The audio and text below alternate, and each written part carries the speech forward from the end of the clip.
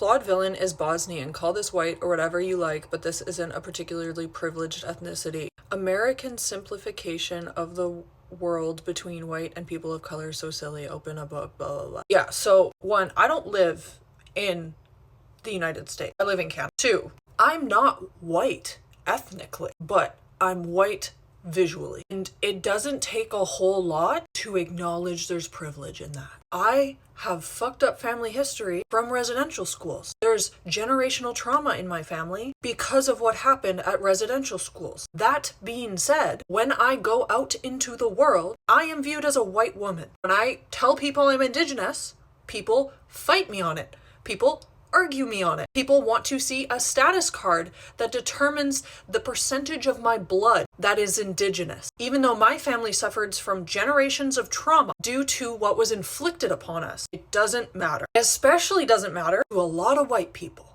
But my thing is this.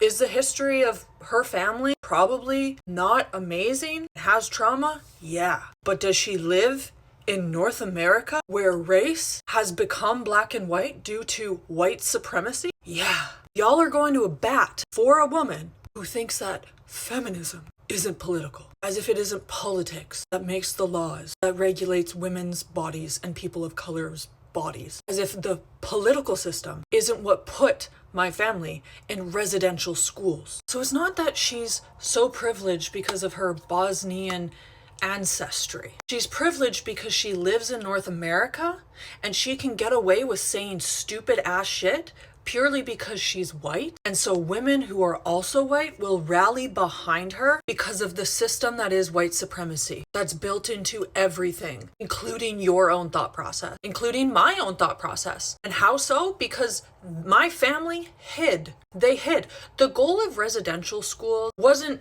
to differentiate brown people from white people.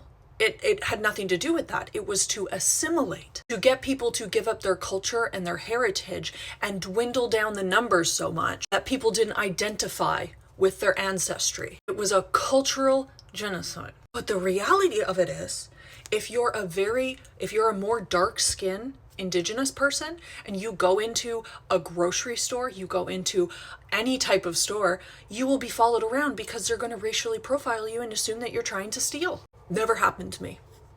One time when I was with my mother, who looks more Indigenous than I do, that's the only time. And that is what white privilege is. White privilege is the fact that you think you have the same lived experience as people who are darker skinned, as if they don't get racially profiled for just having darker skin. And everywhere, we can look at it statistically. In the United States of America, black people get racially profiled all the time.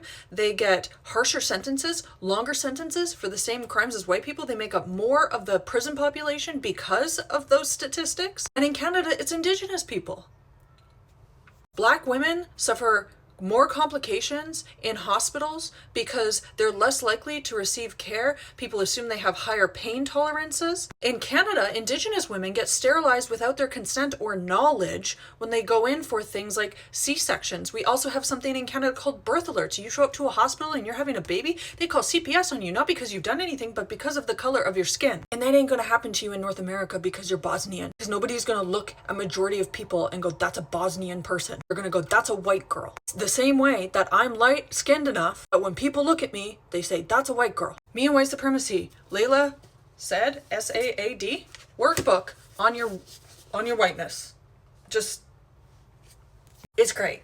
World of Wonders. That's what I mean, open a book. That's not written by someone who doesn't look like you.